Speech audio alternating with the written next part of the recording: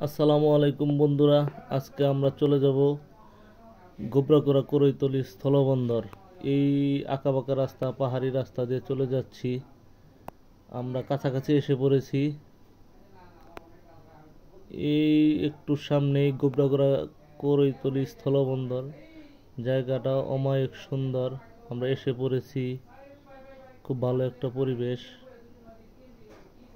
ঘোরাফেরা করতেছি, একটু হাঁটাচলা করলাম। আপনারা ইচ্ছে করলে আসতে পারেন। আমার এক বন্ধু ড্রোন নিছিল, একটা ড্রোন দিয়ে ড্রোন শ্যুট করলাম। সব মিলিয়ে ভালো। আপনারা ইচ্ছে করলে আসতে পারেন। খুব ভালো একটা জায়গা, আমার ভালো লাগেছে। পিছনে আমার ভারতের সীমান্ত, যাইনি, হেঁটে চলে আসছি। ধন্যবাদ ভাই।